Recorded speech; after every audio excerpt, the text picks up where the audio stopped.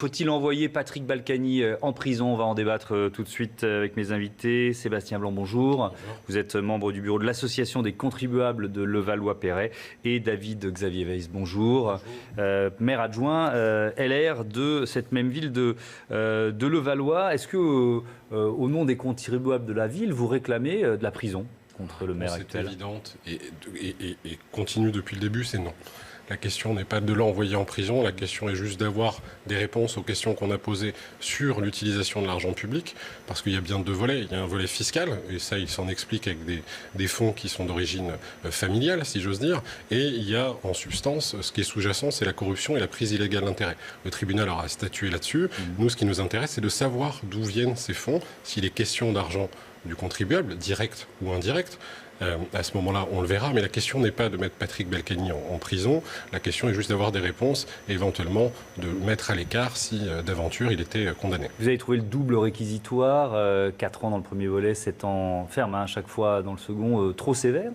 Alors trop sévère, non, c'est pas à moi de le qualifier de trop sévère. Effectivement, c'est sévère parce que quelque part, on l'a beaucoup dit ces derniers jours, on parle d'un procès exemplaire. Moi, je n'y crois pas. Je souhaite une justice qui soit individualisée, que la peine soit reconnue en tant que telle. Après, Patrick Balkany a été parlementaire, législateur pendant des années. Les lois, il les connaît. Il a eu des opportunités de justifier ces fonds, puisque aussi bien sous Édouard Balladur, je le crois, et sous Éric Woerth, il y a eu des possibilités qui étaient offertes aux contribuables français de rapatrier les fonds de l'étranger. Il n'a jamais saisi l'occasion de restituer, de rapatrier ces fonds. Donc il y a quand même un sujet derrière, là-dessus. Il y a une chose qui est claire, c'est que Patrick Balkany a reconnu son erreur.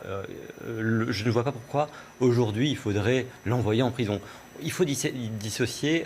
à la hauteur de l'atteinte à la démocratie, selon les termes du parquet national financier dans son réquisitoire. Mais vous savez, est-ce qu'il y a une atteinte à la démocratie dans cette affaire? Victor Hugo disait que la justice était divine et que la vengeance était humaine. Aujourd'hui, on voit bien qu'il avait finalement raison. On voit bien que ce qui anime l'opposition, une partie de l'opposition levalloisienne, c'est plus de la vengeance qu'un désir de justice. Il n'y a qu'à voir les réalisations qu'il a faites sur la ville de Levallois. Les Levalloisiens font bloc derrière leur maire.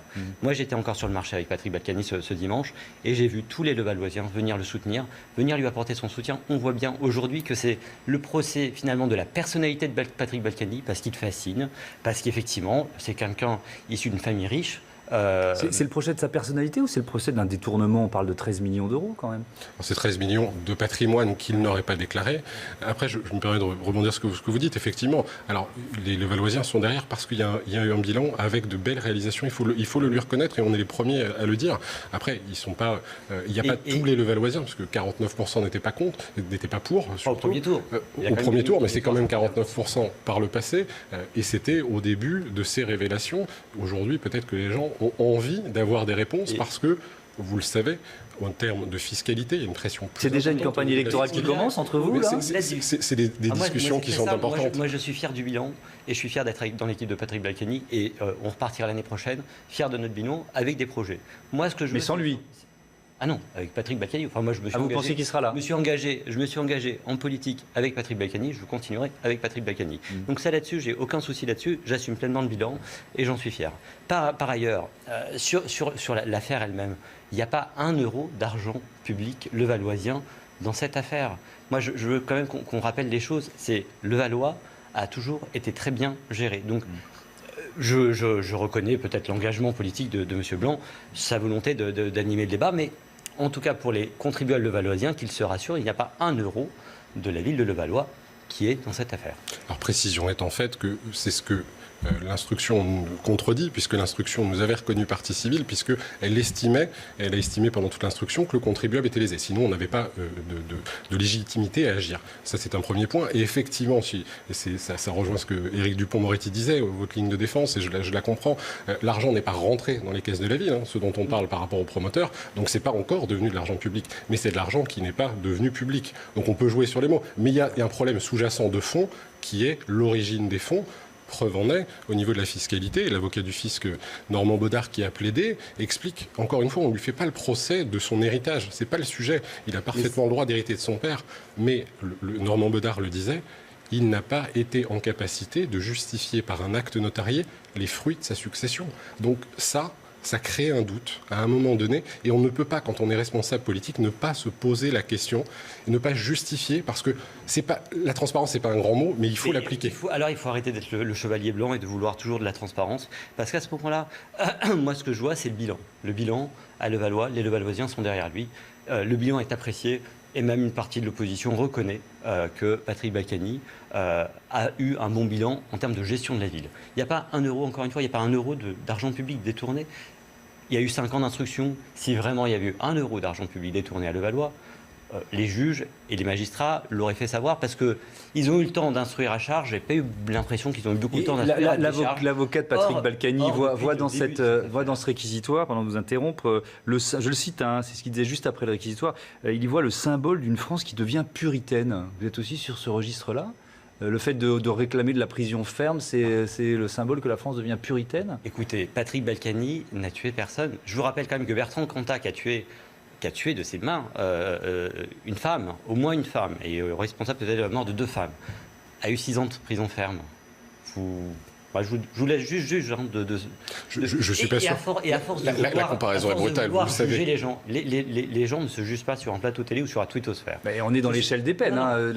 C'est ce que le droit prévoit, la possibilité d'avoir une peine de prison ferme pour ces faits-là. Je vais vous dire une chose, ça ne se fait pas ni sur les plateaux télé, ni sur la twittosphère. Et deuxième élément, à force de vouloir bafouer les principes de droit élémentaires, que sont le principe du débat contradictoire. Aujourd'hui, on a seulement aujourd'hui la version des avocats de Patrick Balkany.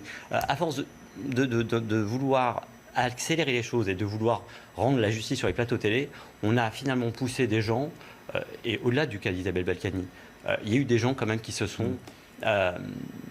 qui ont fait des actes très difficiles et irréversibles, qui se sont suicidés parce qu'ils ont été jugés sur des plateaux télé. Vous avez suivi ce dossier de près depuis le début. Vous diriez qu'il y a une justice, parce que j'entends justice à charge là-dedans. Il n'y a pas eu de débat contradictoire, etc. Vous dites ça ?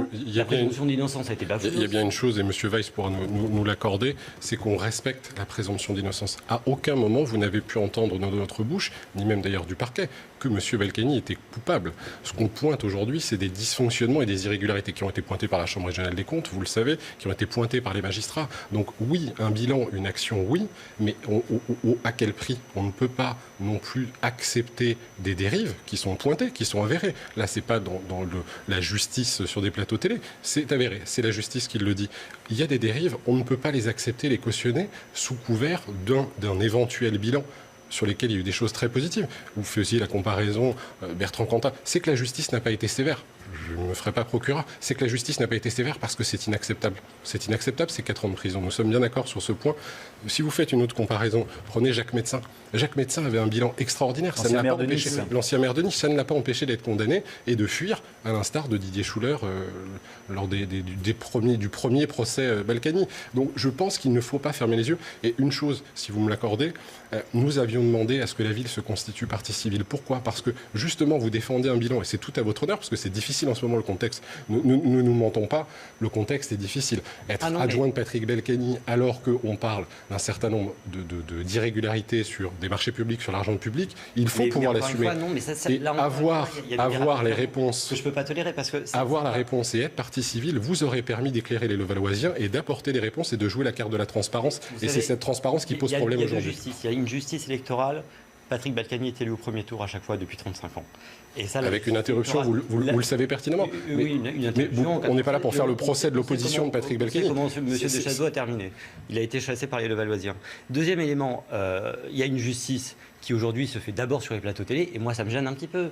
La vraie justice, ce sera d'attendre déjà le délibéré du 13 septembre, parce qu'aujourd'hui on n'est que sur des demandes. Les demandes, moi aussi quand j'étais petit, je demandais le château de Légois à mes parents, je ne l'avais pas forcément pour Noël. Là c'est une demande de la justice qui est excessive, tout le monde le dit que c'est excessif. 7 ans de prison, même vous l'avez reconnu. Je ne parle pas d'excès, pour bien préciser. Vous dites que vous ne réclamez pas de la prison ferme. Elle n'apporterait rien, humainement elle n'apporterait rien. La prison n'apporterait rien, et on n'a jamais plaidé en ce sens. On a plaidé sur des explications et des réponses que personne, vous en tant qu'élu non plus, n'avez pas apporté. Donc vous êtes d'accord avec moi, d'une part, une justice excessive, d'autre part, une justice finalement... Dernier mot. Le procès de quelqu'un qui a un très bon bilan. C'est bien qu'on veut sa tête. Merci beaucoup. Merci à tous les deux d'être venus débattre autour de ce procès Balkany.